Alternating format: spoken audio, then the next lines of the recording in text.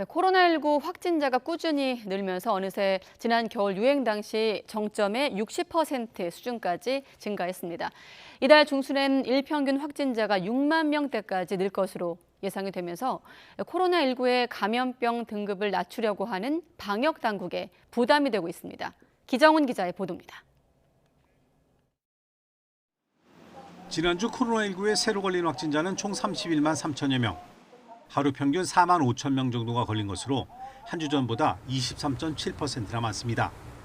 확산세 가늠자인 감염 재생산 지수도 1.19로 5주 연속 1 이상의 증가세를 기록했습니다.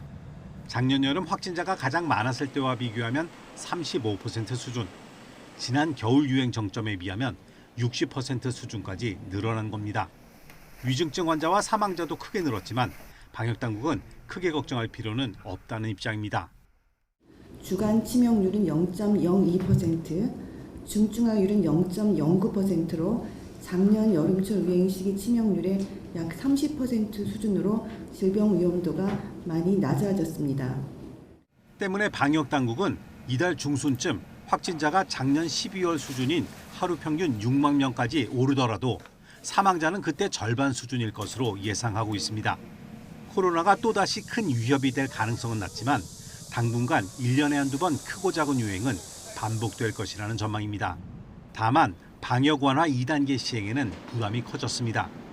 정부는 1일 공포한 개정된 감염병 관리법을 통해 질병관리청장이 4급 감염병을 지정할 수 있는 근거를 확보했습니다. 따라서 현재 진행 중인 고시 개정만 끝나면 2급 감염병이던 코로나는 독감처럼 전수감시 대신 표본 감시만 하면 되는 4급 감염병이 됩니다. 당국은 2단계 방역 완화를 시행해서 병원 등 감염 취약시설에 일부 남아있던 마스크 착용 의무를 완전히 풀려 했는데 시행 시점이 다소 늦어질 수 있어 보입니다. 4급 전환 시행 시점과 관련해서는 국내외 유행과 방역 상황 등 종합적인 여건을 면밀히 고려하고 전문가 자문을 거쳐 신중히 결정할 계획입니다. 방역당국은 마스크 의무 완전 해제 일정 등을 다음 주에 발표하겠다고 밝혔습니다.